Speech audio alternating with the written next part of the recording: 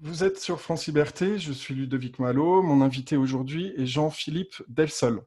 Vous êtes docteur en droit et licencié S lettres. Vous êtes avocat fiscaliste au sein du cabinet Delsol Avocat, dont vous êtes le fondateur et associé gérant. Vous êtes le président de l'IREF, Institut de recherche économique et fiscale, un think tank libéral. Vous avez écrit une dizaine de livres et publié régulièrement des articles dans des magazines et journaux. Vos derniers ouvrages sont Anti-Piketty, un travail en collaboration avec Nicolas Lecoussin et Emmanuel Martin aux éditions Libre-Échange 2015, L'injustice fiscale ou l'abus de biens communs d'Esclé de Brouwer en 2016, enfin Échec de l'État pour une société de libre choix, Le Rocher en 2017, et enfin Éloge de l'inégalité, Manitoba, les belles lettres en 2019. Jean-Philippe, bienvenue C'est sur tout France à fait Liberté. exact. Tout à fait exact. Merci et Bienvenue sur bonjour. France Liberté, merci. Alors avant de poursuivre, partagez maintenant cet épisode sur les réseaux sociaux et via les plateformes de messagerie. Visitez le site de France Liberté sur franceliberté.tv, notre mission, nos valeurs et les thématiques abordées. Alors, on va couvrir principalement 5 thématiques. La France, un enfer fiscal, les principes authentiques du libéralisme, le tabou de l'argent et du succès, l'euro et la concurrence fiscale. J'ai préparé aussi d'autres questions. Jean-Philippe, en France, le mot libéralisme a tendance, on peut le dire clairement, à être diabolisé. Il est assimilé au globalisme, au néoconservatisme. Comment vous expliquez un petit peu cette situation? Je veux dire, c'est pas nouveau. D'où vient ce problème? L'assimilation à une forme de globalisme peut se comprendre éventuellement parce que le libéralisme prône de manière très, très fondamentale même le libre-échange. Les libéraux, et j'en suis un, pensent que le libre-échange est un moyen de faire prospérer les peuples parce qu'au travers du libre-échange, il crée de la valeur ajoutée pour chacun d'eux. Le libre-échange, ça n'est pas seulement le fait de traduire une égalité, c'est aussi une égalité. Chacun donne quelque chose en échange de quelque chose d'autre en pensant que cet échange est juste, sinon il ne donnerait pas. Mais cet échange égal crée d'une certaine manière de l'inégalité puisqu'il crée de la valeur ajoutée qui est différente pour chacun. Je prends souvent cet exemple d'un smartphone, d'une montre ou d'un ordinateur. Euh, Chacun de ces produits suppose une quantité parfois extrêmement importante de toutes petites pièces, de ressorts, etc., et qui n'ont pas beaucoup de valeur en soi. Mais c'est leur agencement qui va permettre de créer un appareil, quel qu'il soit, qui ait une plus ou moins forte valeur ajoutée. Et donc, le vendeur de ressort, il aura vendu son ressort en faisant un gain, mais l'acquéreur du ressort va l'instaurer dans un appareil conçu spécifiquement par lui, par l'ingéniosité humaine, qui va créer de la valeur ajoutée.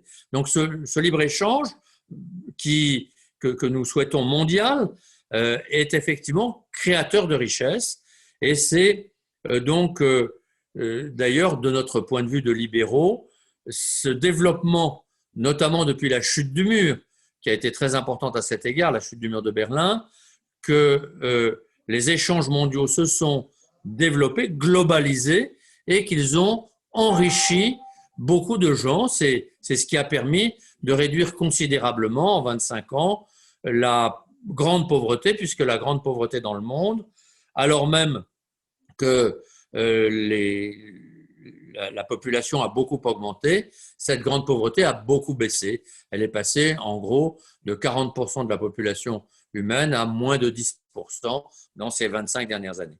Alors donc, globalisation, pour répondre à votre question, oui, de ce point de vue-là, pourquoi pas?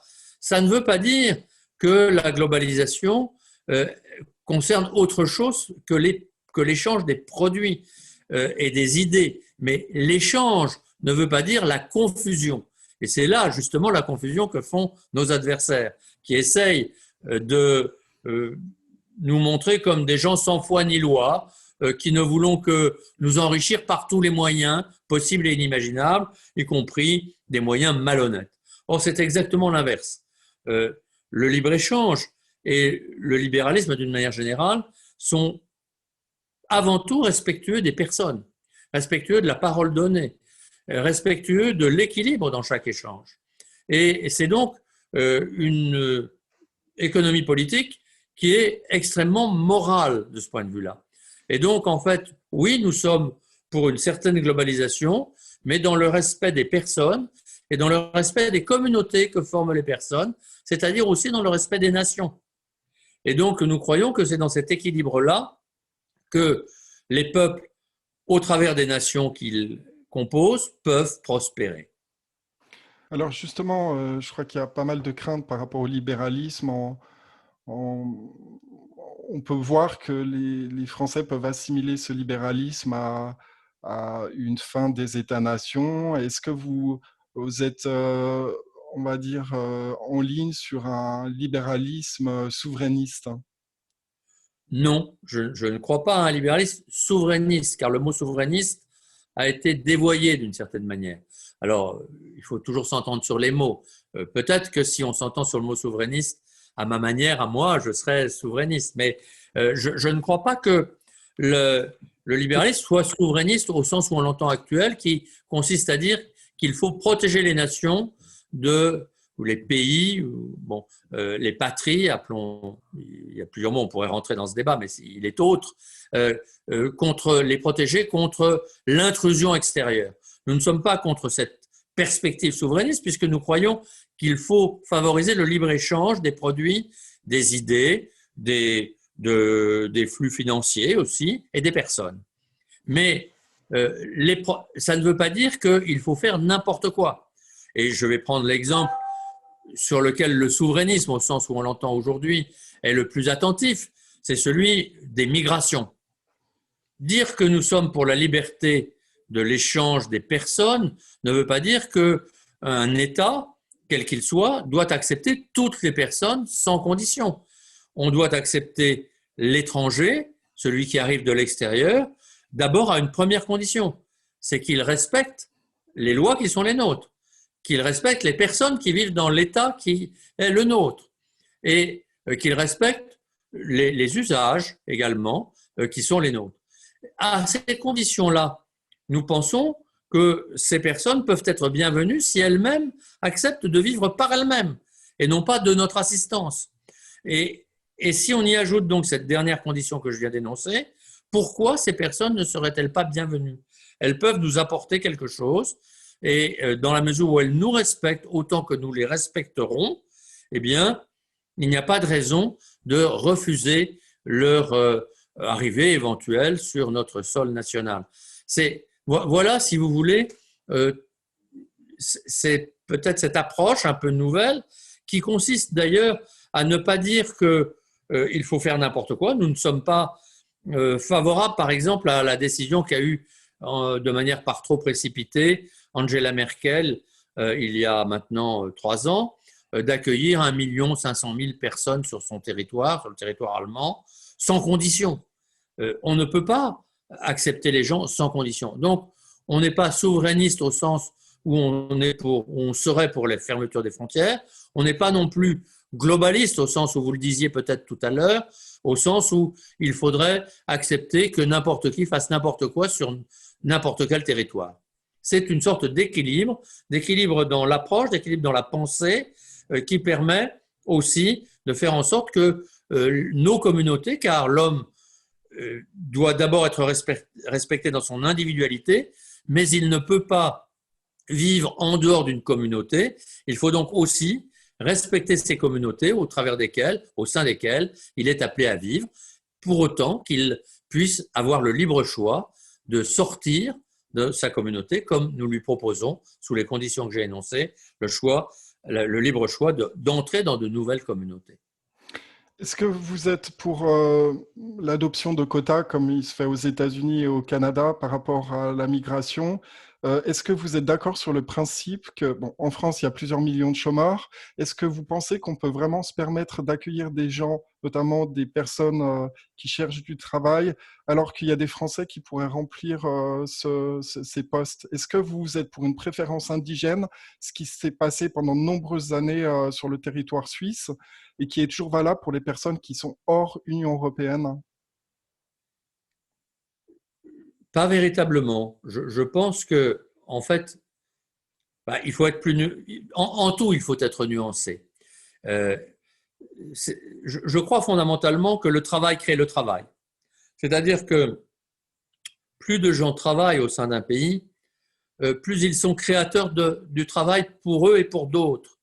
Le travail appelle la richesse parce que le travail produit un revenu qui, en fait, entraîne donc l'achat de produits, de services que d'autres peuvent produire. Et donc, plus les gens travaillent, plus il y a de travail. C'est la grande erreur du socialisme des années 80 et encore aujourd'hui d'ailleurs, d'avoir pensé que l'économie en particulier, mais même on pourrait dire la société d'une manière générale, est une sorte de gâteau qu'on se partage. Non, l'économie et la vie humaine, c'est quelque chose qu'on produit ensemble et qu'on travaille ensemble à développer, qu'on travaille ensemble à construire, à augmenter.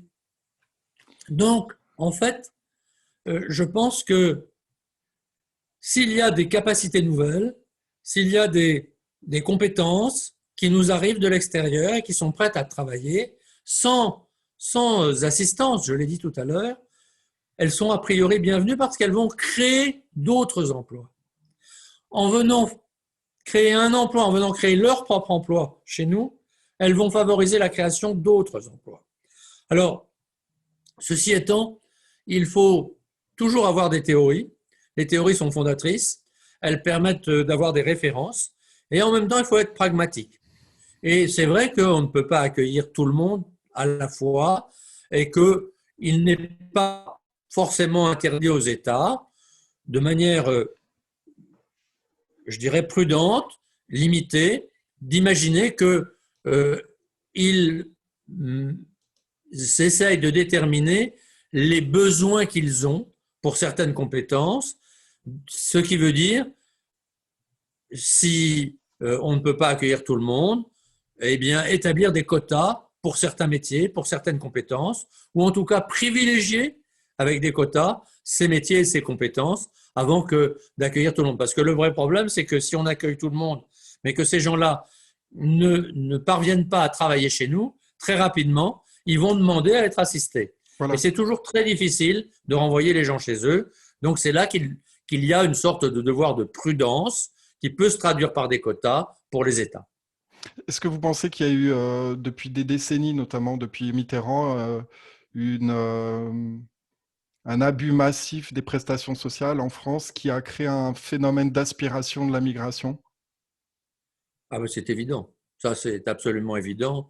Et je pense qu'en réalité, nous sommes coupables de cette immigration qui est sans doute excessive parce que en fait, on n'arrive pas à l'assimiler, on n'arrive pas à faire en sorte que ces gens-là puissent vivre décemment chez nous sans assistance. Parce qu'on leur a trop donné, trop promis. En réalité, vous savez que la France est le champion du monde de l'assistance. Alors, je dis toujours, attention, non, peut-être pas champion du monde, parce que c'est vrai qu'il y a la Corée du Nord et Cuba qui assistent complètement leur population et qui d'ailleurs l'appauvrissent complètement. Alors nous, on est sur un fil, nous sommes des funambules en ayant le système qui assiste le plus les gens après ces deux pays-là et qui, pour le moment, ne les a pas encore complètement appauvris. Mais ça ne saurait tarder, car à ce rythme-là, on va en fait devenir une sorte de France soviétique. Juste pour revenir par rapport au libéralisme, il y a en toile de fond un projet qui date depuis un certain moment déjà, c'est le nouvel ordre mondial. Le Forum économique de Davos parle d'une forme d'intégration, on parle d'un grand reset. Comment vous vous positionnez par ce nouvel ordre mondial? Est-ce qu'il n'y aurait pas justement un plan qui vise à à détruire la souveraineté des nations pour faire un seul État et une seule monnaie qui pourrait s'appeler le Libra, qui est dans les tuyaux?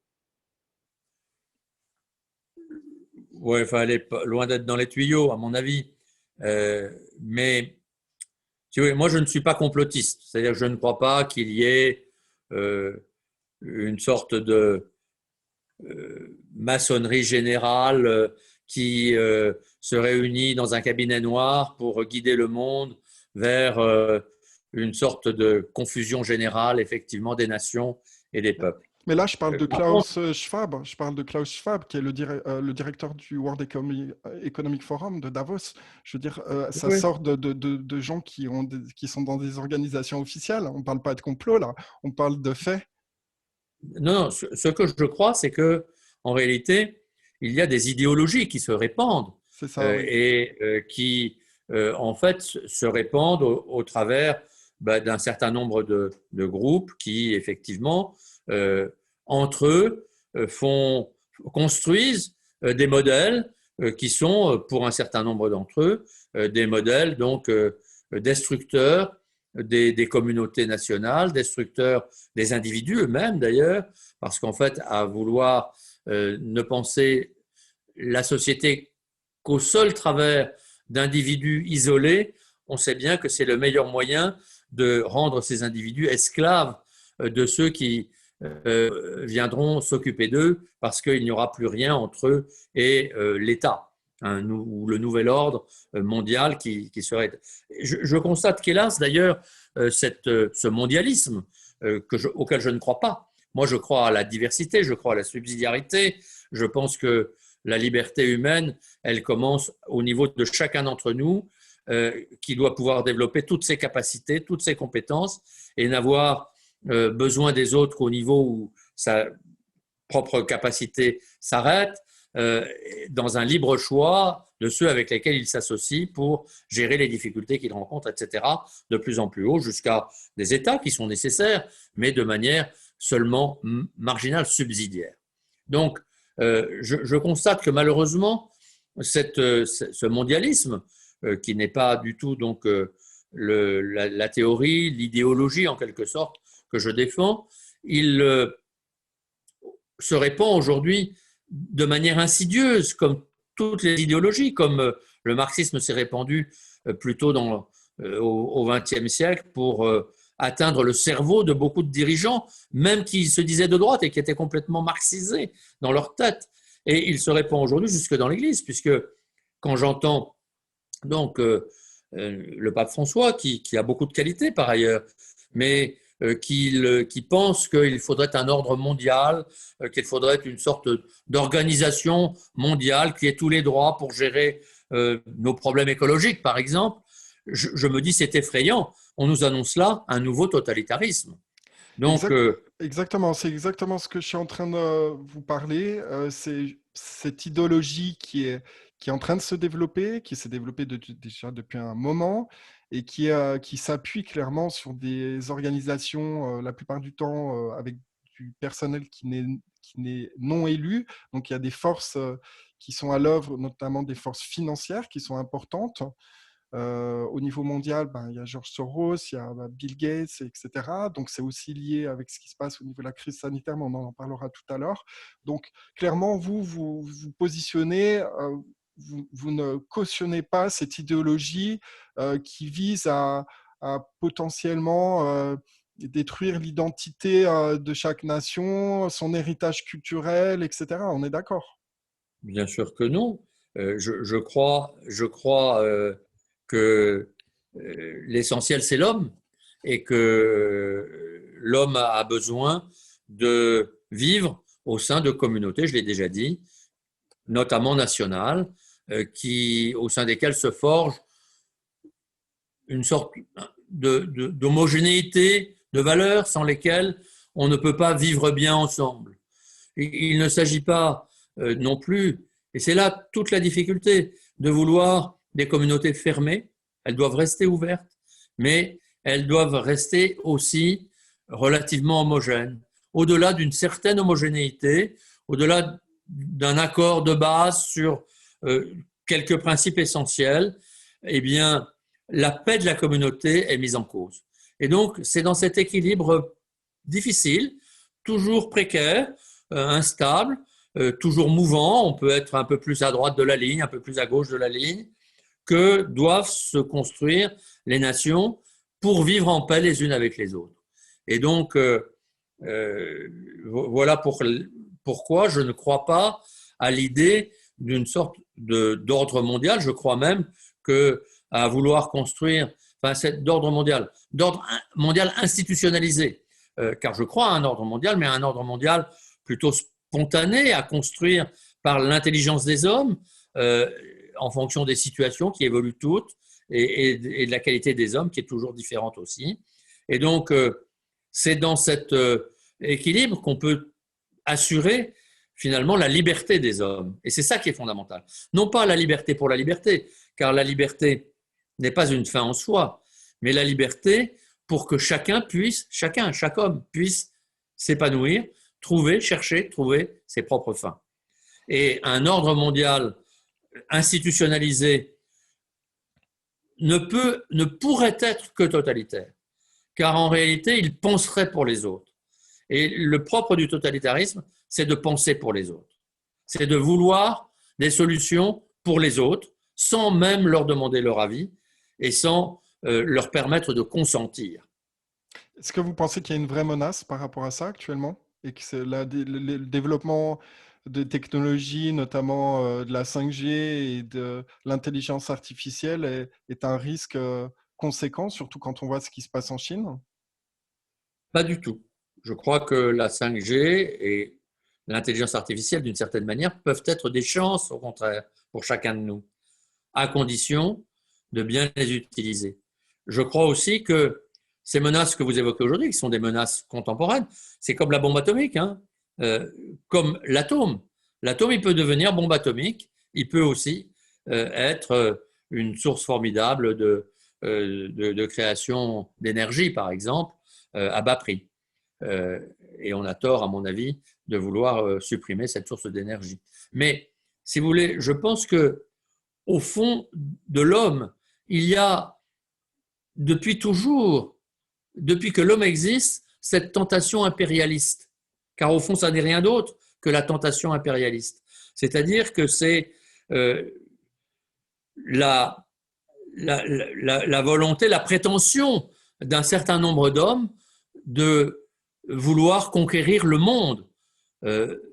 Ça n'était rien d'autre dans l'Empire romain. Et on sait comment ça a terminé. Et je vais vous dire que, d'une certaine manière, je pense que c'est notre chance aussi, car la tentation impérialiste se termine toujours en catastrophe. Car, en fait, elle veut l'impossible et elle se heurte contre l'impossible. Je pense que c'est exactement ce que nous montre aujourd'hui, et c'est peut-être l'espoir, la Chine. On peut avoir peur de la Chine, car la Chine est un pouvoir totalitaire qui nous menace par l'intrusion. Alors, prenons l'exemple de la 5G. Reconnaissance faciale, Eh bien, traquage de la population, bien enfin, sûr, bien voilà. sûr. Et la Chine a développé tout ça. Et la Chine a voulu utiliser Huawei pour, au travers de la 5G, peut-être mettre ses espions dans les outils qu'elle nous aurait vendus. Donc, il faut être prudent. Mais la Chine, en même temps, par ce totalitarisme qui veut penser pour les autres, a mal pensé, a rendu d'abord les hommes moins créateurs. Ils sont moins créateurs. Alors, vous allez me dire, mais la Chine crée plein de choses. Oui, mais elle crée en copiant. Oui, mais elle crée finalement dans la contrainte. Or, ça n'est jamais utile, jamais efficace à long terme. D'ailleurs, la Chine a conçu dans cette terreur idéologique qui était le propre de son mécanisme, elle a conçu cette idée de l'enfant unique, par exemple, par lequel elle a abîmé toute la société. Parce que non seulement elle a créé une société déjà vieillissante, mais elle a créé dans la tête de ses concitoyens l'idée qu'il ne fallait pas avoir plus d'un enfant. Et aujourd'hui même, alors qu'elle libère la procréation, eh bien, les Chinois ne veulent plus procréer. Et donc, ils se tuent eux-mêmes. Bon, c'est un exemple. Donc, en fait, si vous voulez, cette tentation impériale, au fond, de toute façon, elle n'est pas créatrice. C'est la liberté qui est créatrice. La richesse, elle est dans l'homme. Et moi, j'ai beaucoup d'espérance parce que je pense que il faut utiliser les mécanismes que vous évoquez, que ce soit la 5G ou l'intelligence artificielle. Il faut les utiliser à bon escient. Et ceux qui les utiliseront à bon escient, ils gagneront. Et l'intelligence artificielle, en réalité, il faut juste savoir relativiser à son égard. C'est-à-dire que l'intelligence artificielle, ça n'est pas un nouvel homme qui nous dominera, car de toute façon, elle ne sera jamais que ce que l'homme lui donnera à malaxer, à produire. Et donc, à nous de la dominer, de manière intelligente. Soyons intelligents pour que l'intelligence artificielle nous serve plutôt qu'elle nous asservisse. Alors, j'ai de nombreuses autres questions à vous poser. On va essayer d'avancer. Donc, la France est devenue un enfer fiscal après des décennies de politiques de redistribution, de laxisme migratoire, d'abus aux prestations sociales et le développement de subventions étatiques de tout ordre. Quelle est, à votre avis, la réponse politique aujourd'hui? Comment on peut se sortir de cette situation, à votre avis? Si je connaissais véritablement la solution, je pense qu'on l'aurait déjà mise en œuvre. Malheureusement, je crains qu'il n'y ait pas d'autre solution que celle que nous pratiquons les uns et les autres, car au fond, si vous poursuivez votre projet de site, etc., et de podcast, c'est pour essayer de faire vivre des idées, Oui. comme je le fais moi avec l'IREF, notre Institut de recherche économique et fiscale, qui produit des articles tous les jours, des études qui diffusent, qui nous permet d'être présentés dans les médias. Eh bien, c'est pour essayer de porter le message que trop d'impôts tue l'impôt, mais ce n'est pas tellement le plus important, c'est que trop d'impôts tue l'homme, que trop d'impôts tue l'initiative, que trop d'impôts tue la liberté, c'est-à-dire la capacité à chercher nos fins, comme je le disais tout à l'heure.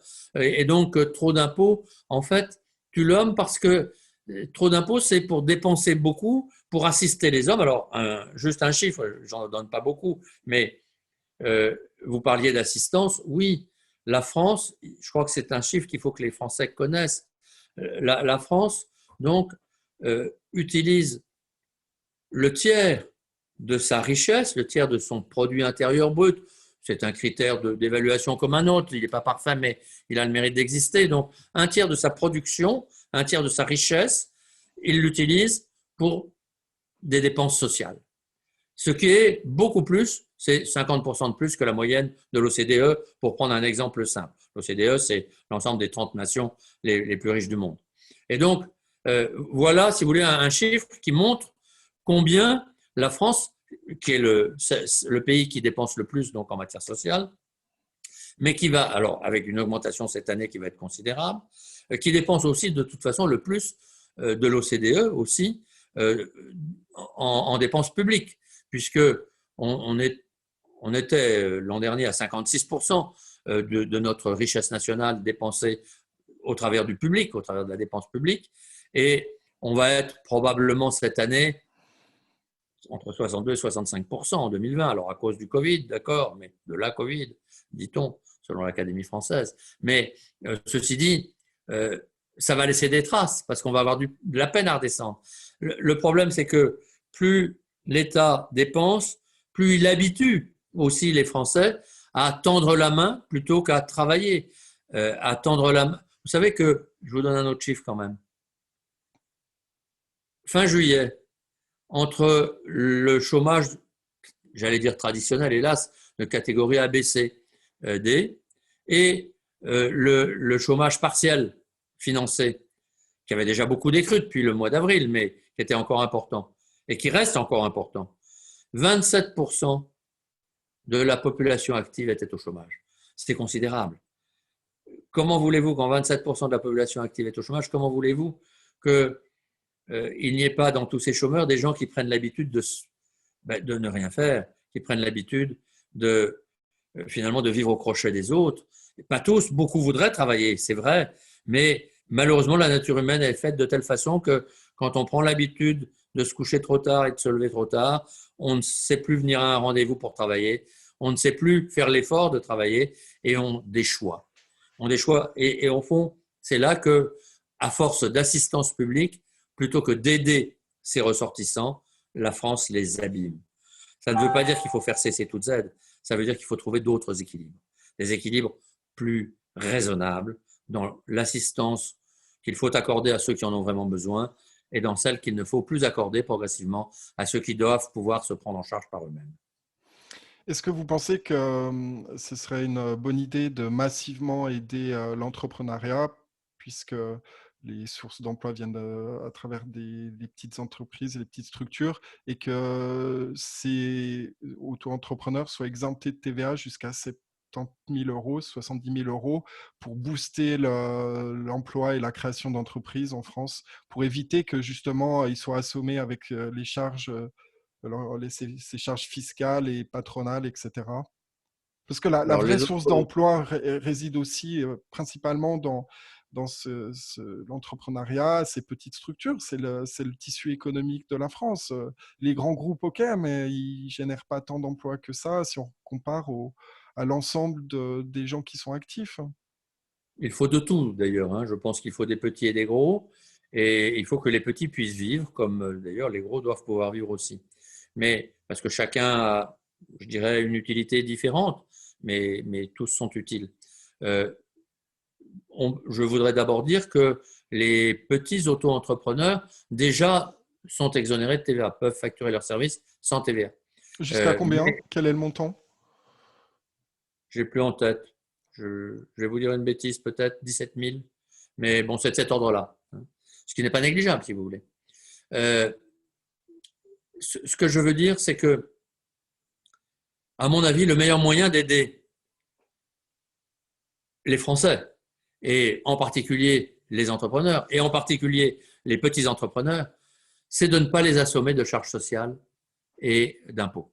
C'est bien préférable de les aider en les libérant de ces charges sociales et des impôts qu'en les aidant par de nouvelles aides ou par des cas particuliers. C'est-à-dire que moi, je crois aussi, si vous voulez, que le meilleur moyen d'aider les gens, c'est de leur dire, voilà, on est tous pareils, on a tous un niveau de charge sociale et d'impôts qui est relativement modeste, et à vous de, à vous de vous lancer, à vous d'avoir de l'initiative.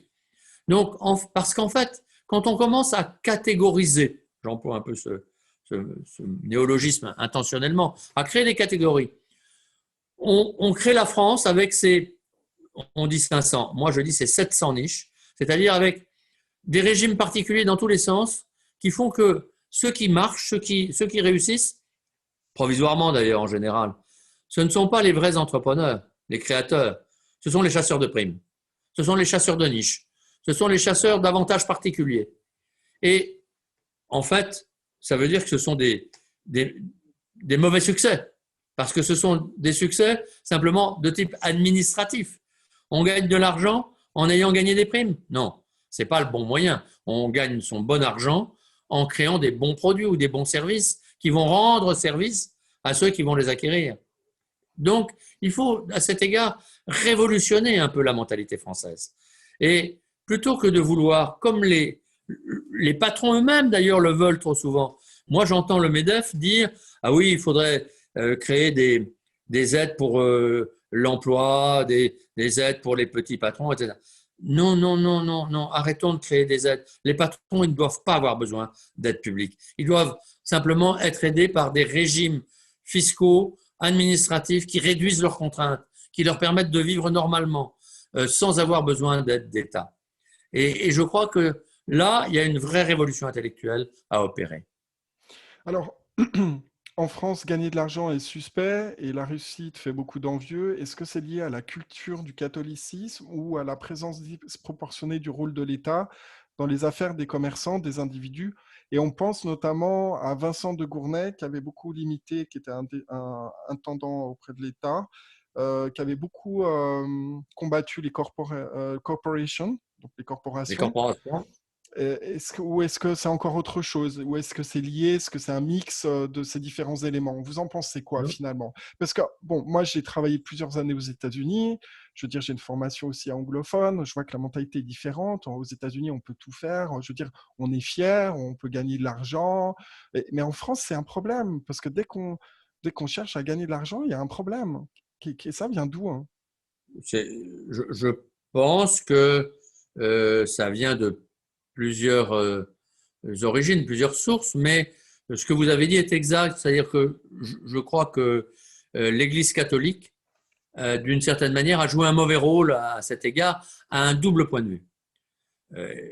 Elle a joué de bons rôles à bien d'autres égards, mais sur le plan économique et au niveau de la politique d'assistance, elle a eu un double effet. En réalité, le catholicisme a, dès le départ, dès les premiers siècles, parce que ça ne s'est pas fait tout seul, cherché à assurer l'unité de l'Église et l'unité du pouvoir de l'Église.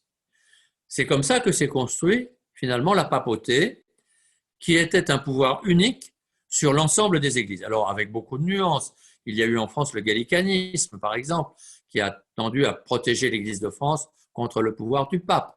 Mais ceci étant, globalement, dans les pays catholiques, l'Église a mis cette empreinte d'un pouvoir unique sur le plan religieux et un peu plus globalement à l'époque intellectuel et voire économique, puisque l'Église a pris position par exemple sur la notion de l'intérêt des prêts, des choses comme ça.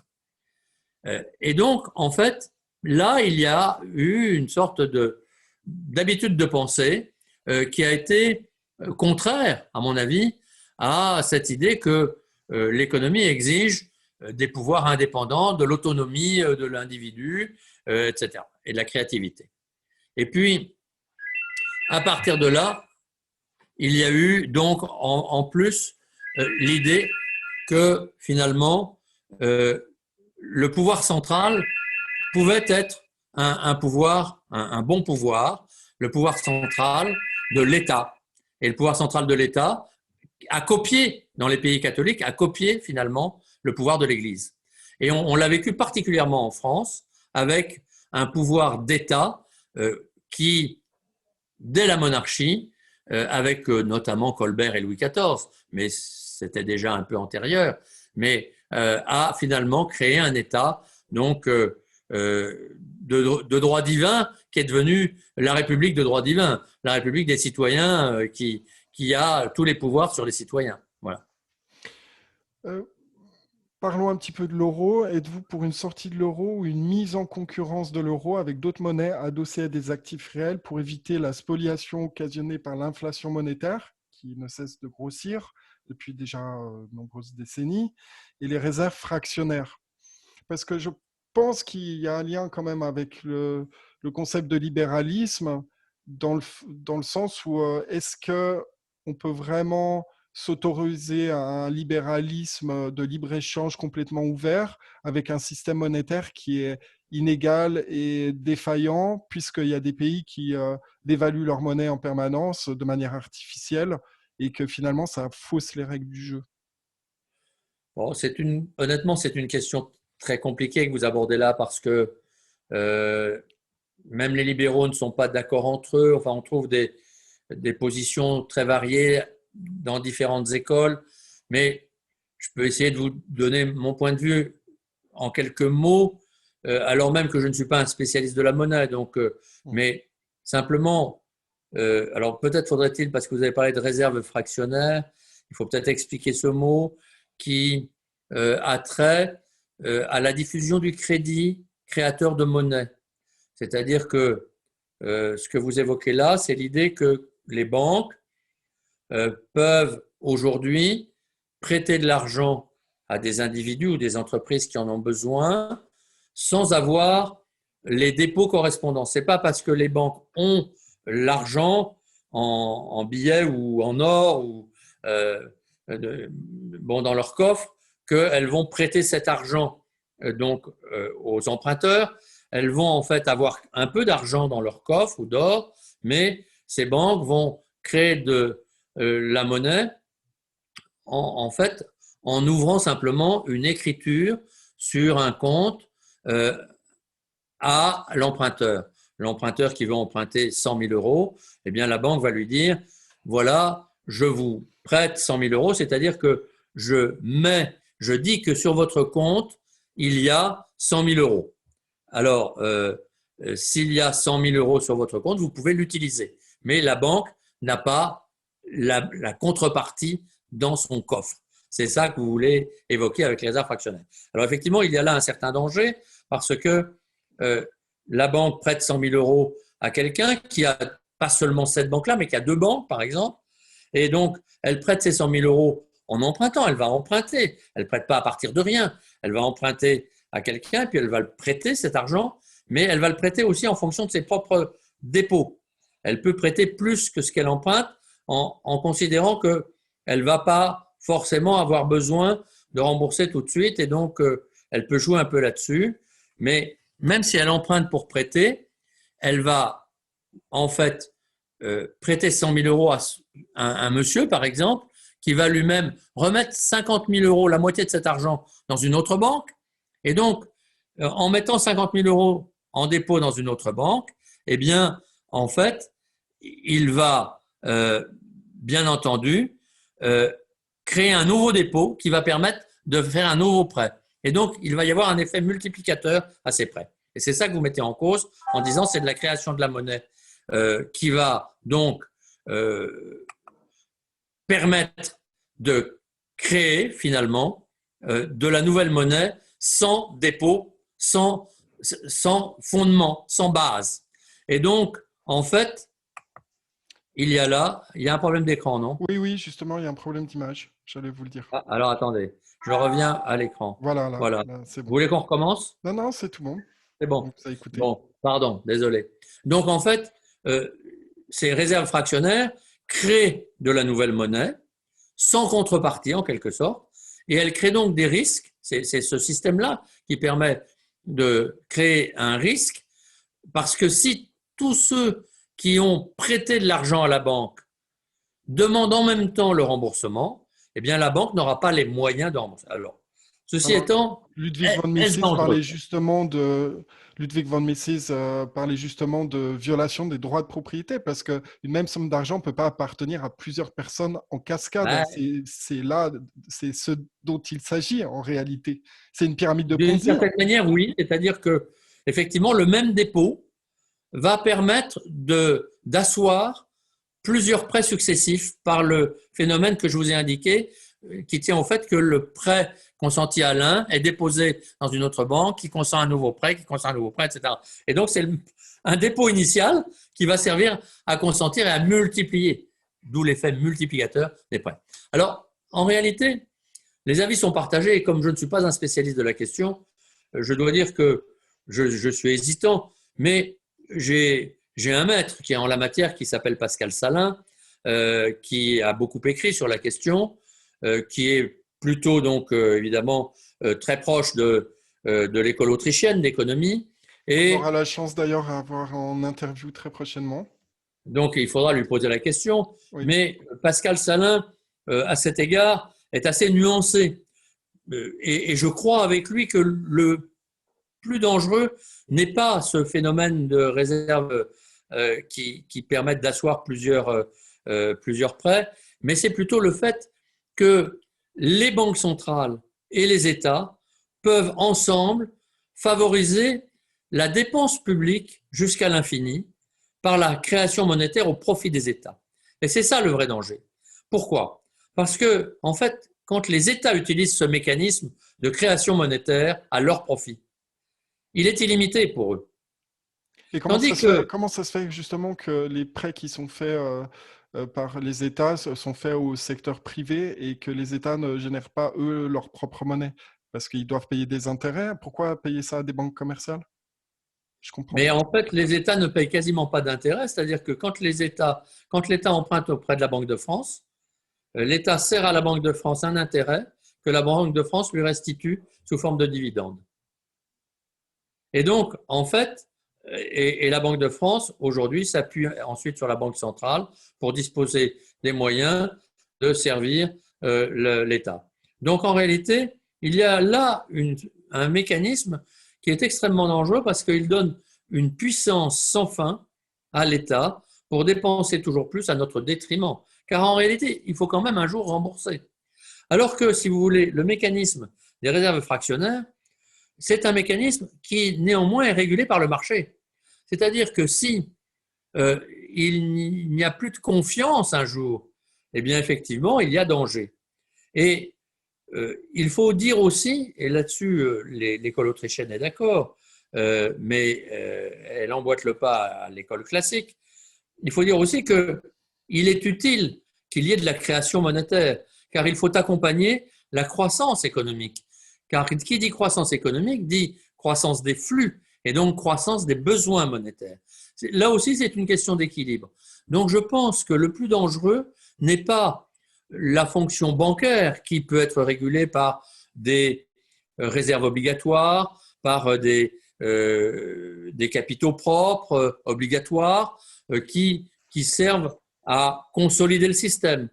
Mais le plus dangereux, c'est la croissance de l'endettement public sans fin, qui lui donne de la puissance sans fin aussi, et donc à notre détriment, à l'État. Car toute puissance qu'obtient l'État, elle l'obtient au détriment de nos libertés individuelles. Il l'obtient au détriment de nos libertés individuelles. Vous êtes sur une ligne très libérale. Est-ce que vous acceptez le principe que par vos idées, la monnaie soit libérale, c'est-à-dire que chaque utilisateur puisse avoir le choix et qu'on ne leur impose pas le cours légal d'utiliser l'euro. Est-ce que vous êtes pour une concurrence des monnaies entre elles? Parce que c'est dans la logique du libéralisme, normalement, n'est-ce pas? Je le répète, sur ces questions compliquées, je n'ai pas vraiment de compétences, mais de la part des grands économistes, notamment de l'école autrichienne, que j'ai lu et que j'apprécie, je pense que c'est effectivement une bonne solution. C'est-à-dire qu'en réalité, il faut laisser là aussi le choix aux individus. C'est un choix qui peut être dangereux d'ailleurs. Donc on peut prévoir néanmoins de l'encadrer d'une certaine manière. On ne peut pas exclure tout encadrement pour éviter peut-être que certains charlatans jouent là-dessus. Mais si vous voulez, je pense que l'euro en soi n'est pas forcément une mauvaise chose, pour autant que d'autres monnaies puissent exister. Ce qui est mauvais, c'est le fait que l'euro nous ait été imposé comme monnaie unique. Mais attention, prenons les crypto-monnaies. Pourquoi pas? Je pense qu'elles ont tout leur intérêt en ce sens qu'elles créent de la concurrence. Mais qu'est-ce que c'est qu'une crypto-monnaie? C'est au fond une monnaie qui joue sans réserve derrière. C'est une monnaie qui ne peut s'étendre que sur la base de la confiance, comme les monnaies bancaires dont nous avons parlé tout à l'heure. Donc, si vous voulez, on ne peut pas critiquer les monnaies bancaires avec le système donc d'expansion que vous avez évoqué, nous avons évoqué ensemble, sans critiquer les crypto-monnaies qui, elles aussi, ne sont basées que sur la confiance. Donc, en fait, la confiance, elle est absolument fondamentale. Et ce qui est fondamental, c'est que pour qu'il y ait confiance, il faut qu'il y ait marché. Car c'est le marché qui donne sa confiance. Et donc, c'est par ce double jeu, confiance-marché, que le système peut s'équilibrer. Est-ce que vous avez une idée comment mettre en place un système de retraite par capitalisation et pourquoi, semble-t-il, les parlementaires français ne s'appliquent pas à eux-mêmes le système de retraite par répartition? Et oui, bien sûr. C'est tout de même absolument extraordinaire que les hommes politiques soient vent debout contre le système par capitalisation, mais qu'eux bénéficient d'un système par capitalisation pour leur retraite. Et les fonctionnaires aussi, c'est quand même extraordinaire, hein? Et les fonctionnaires aussi.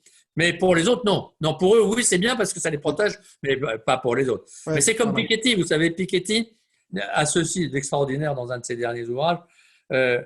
Il nous dit, non, c'est affreux, regardez, les riches, plus on est riche, plus on s'enrichit, et on s'enrichit tout seul. On a des taux d'intérêt qui sont de l'ordre de 10%.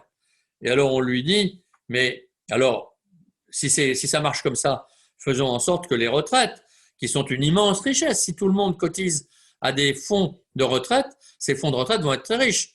Ah oui, non, non, non, mais là, c'est dangereux. Là, il faut pas de retraite par capitalisation parce que là, ça peut être dangereux. Ça n'a pas de sens. Bon, alors, en fait, là aussi, c'est un autre et vaste sujet que vous abordez. La retraite par répartition, elle est extrêmement dangereuse aujourd'hui. Elle va dans le mur. Elle va tout droit dans le mur parce que, en fait, elle est fondée sur le fait que les actifs payent la retraite des retraités, mais pratiquement au jour le jour, en tout cas l'année. Toutes les fins de mois, les cotisations de retraite des actifs qui sont collectées servent à payer les retraites des retraités au début du mois suivant. Ça veut dire que dans la mesure où nous vivons dans des pays occidentaux dans lesquels la population a plutôt tendance à se stabiliser, mais surtout la population active a tendance à se réduire à cause de la productivité qui augmente, de beaucoup d'éléments. Et donc, les gens font des études plus longues, prennent leur retraite globalement au regard de la longévité de la vie de manière de plus en plus précoce. Certes, ils la prennent un peu plus tard, mais pas beaucoup plus tard par rapport à la longévité de la vie qui augmente. Donc, en fait, il y a de moins en moins d'actifs par rapport à de plus en plus de retraités et de jeunes. Eh bien, ça veut dire que les actifs vont être mis à contribution de plus en plus par rapport donc aux besoins des retraités. Et ça ne pourra pas durer éternellement. Il y a un moment où les actifs diront on ne peut plus. Et donc, comment on fera? On fera appel à l'impôt. Mais là, les contribuables diront on ne peut plus. Et donc, le système se cassera. Il se fractionnera sur le mur vers lequel il est piloté aujourd'hui à 200 à l'heure. Alors, est-ce que vous pensez que le problème fiscal français est lié à son système de gouvernance très centralisé avec des politiciens pour la plupart motivés par leur seule carrière et déconnectés de la société civile, de l'entrepreneuriat, de la vie quotidienne, et que de ce fait, il doit être décentralisé comme en Suisse? Le système suisse est un système très remarquable. Hein. C'est un système qui n'a pas que des vertus. Les Suisses réussissent aussi parce qu'à leur manière, ils sont un peu totalitaires vis-à-vis des étrangers. Et même eux, il y a une forme de totalitarisme de la communauté suisse. Hein. Les Suisses vivent sous le regard de leurs voisins. Et quand ils dérogent à ce qu'il faut faire, selon les principes de la communauté suisse, on les remet vite en place. Et alors les étrangers encore plus. Bon, c'est pas toujours agréable. Il n'y a pas que des avantages. Il n'y a pas que des avantages. Mais Oui, ceci dit, au niveau culturel, il y a certaines choses qui sont plutôt désagréables, voire détestables. absolument. Mais au niveau institutionnel et politique, il y a certaines choses qui sont intéressantes qu'on pourrait appliquer en France. Par rapport à ce pouvoir centralisé, est-ce que vraiment la problématique en France, qui est souvent relayée notamment par le philosophe Michel Onfray, cette mentalité jacobine qui crée des frustrations, où le seul moyen qu'ont les Français de s'exprimer, c'est dans la rue finalement?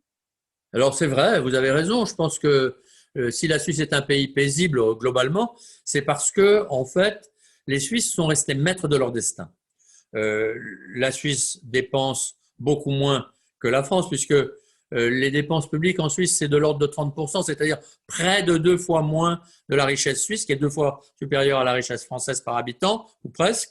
Et donc, les dépenses sont près de 2 fois moins importantes en rapport à la richesse que les dépenses publiques qu'en France. Donc, en fait, ça veut dire que les Suisses sont restés plus maîtres de leur destin personnellement. Ils le sont restés aussi au niveau de leurs dépenses publiques, puisqu'elles sont 2 fois inférieures, mais elles sont en fait réparties à 3 niveaux. Il y a un niveau central au niveau de l'État suisse, l'État fédéral, confédéral plus exactement d'ailleurs, qui représente en gros un tiers, un gros tiers de ces dépenses publiques, et il y a un tiers au niveau cantonal et un tiers au niveau communal.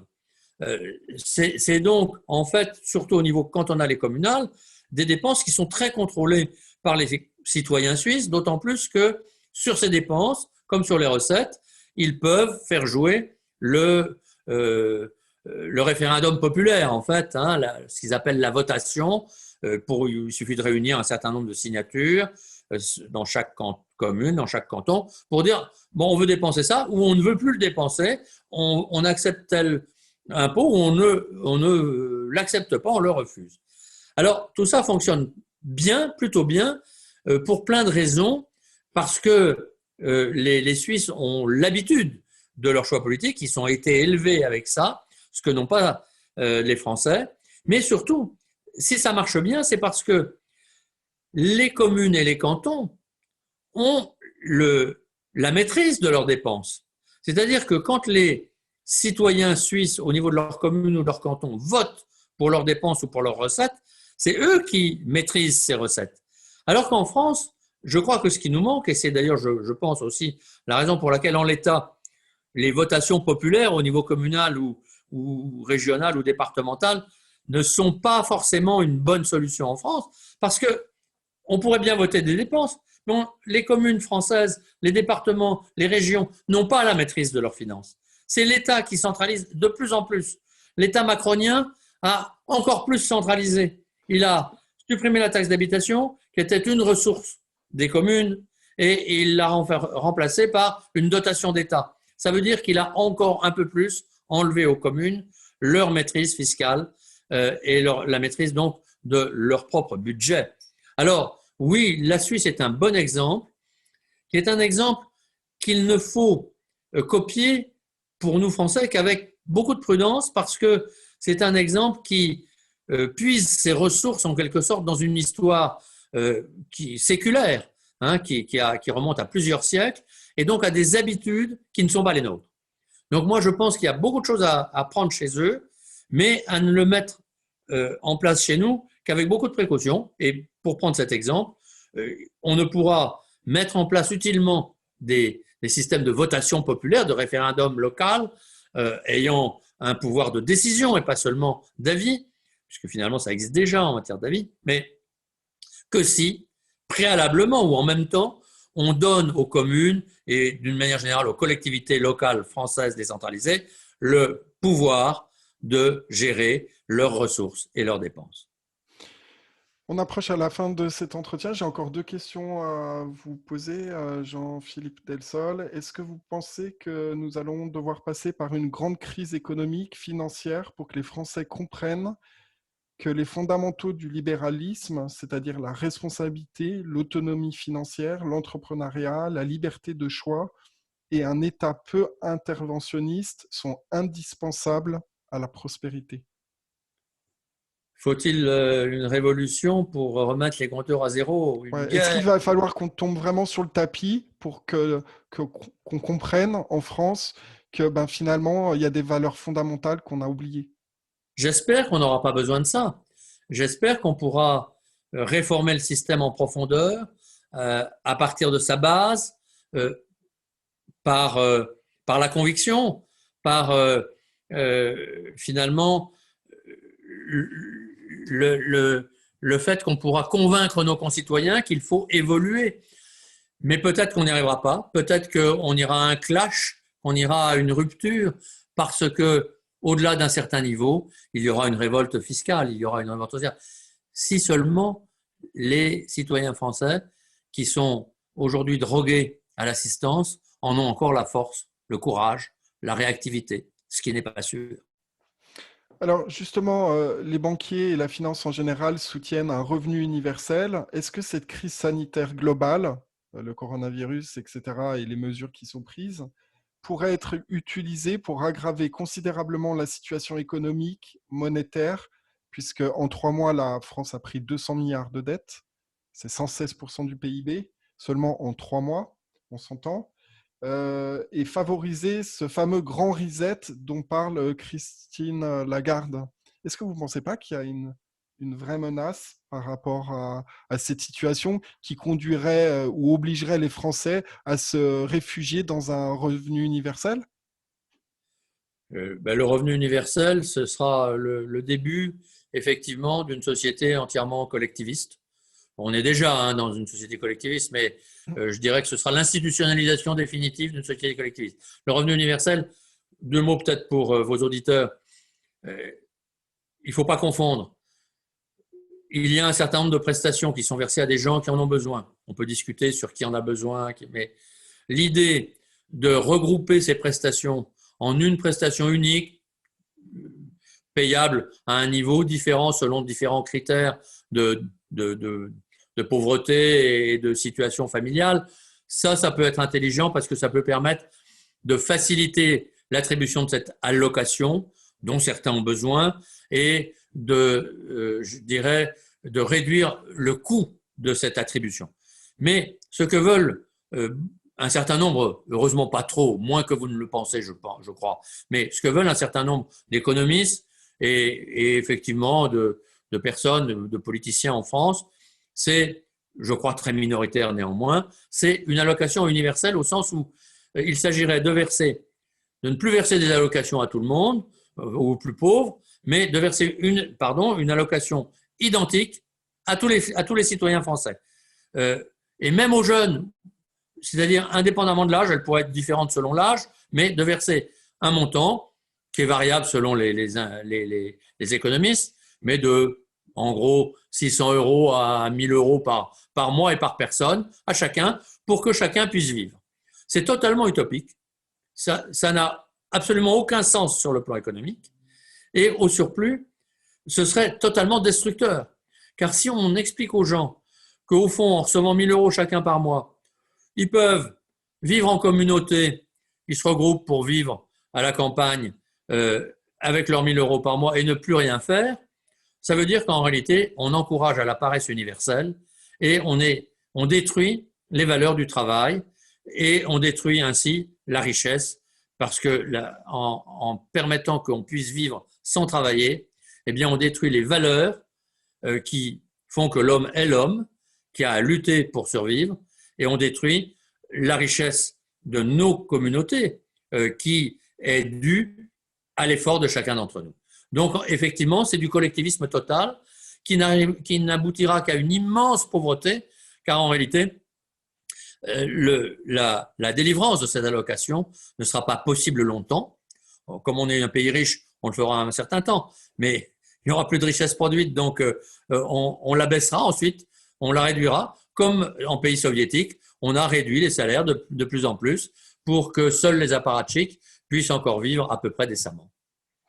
Dernière question. La France a été le berceau de libéraux, Frédéric Bastiat, Jean-Sébastien Say et de nombreux autres. Est-ce que vous pensez que les principes du libéralisme, de la liberté, de la responsabilité et du libre choix vont revenir en France? Parce que la situation est quand même un petit peu inquiétante. Il y a, déjà, on voit qu'il y a la France est un peu un État collectiviste, hein, faut pas se cacher. Est-ce que vous pensez que on peut, comme un peu le phénix qui renaît de ses cendres, peut faire ressurgir ces principes que la France a pu mettre à jour avec ses penseurs? Moi, je le crois profondément, sinon je ne me battrais pas d'ailleurs. Mais j'ai vraiment cet espoir, mieux cette espérance. Pourquoi? Parce que ces principes de liberté, de responsabilité, d'autonomie, de créativité, d'initiative, ils sont au cœur de l'homme. Ils sont au fond de sa nature. Nous avons une nature humaine qui veut cette liberté. Je vais prendre un exemple. Jusqu'en 1989, allez peut-être jusqu'en 1988, nous n'imaginions pas que le communisme puisse tomber, que les barrières puissent tomber, que le mur de Berlin puisse être détruit. Nous ne l'imaginions pas parce que nous nous disions, mais ils ont un tel pouvoir, une telle puissance sur les corps, les âmes, les cœurs, c'est pas possible, ils les tiennent et ils ne se révolteront même pas, même si on les aide, ils n'y arriveront pas. Et pourtant, on les a un peu aidés.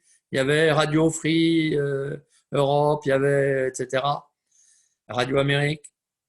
Et puis, il y avait quelques échanges. Mais il y avait bien plus que ça. Il y avait au cœur des citoyens soviétiques, il y avait des gens qui, malgré tout ce qu'on leur avait inculqué, malgré tout ce qu'on leur faisait vivre, malgré les camps, gardaient la liberté de penser, la liberté de conscience. Il y avait des Solzhenitsyn. Il y avait des Makin qui racontent ça, Andrei Makin qui raconte ça dans des très beaux romans et dans un très beau français, qui lisait les œuvres françaises cachées sous le lit de sa grand-mère, qui était une vieille anticommuniste qui ne le disait pas. Et tout ça a subsisté parce qu'au fond de la nature humaine, il y a cette véritable volonté de liberté qui est la nôtre et qui un jour ou l'autre ressurgira. Ça n'est pas possible autrement.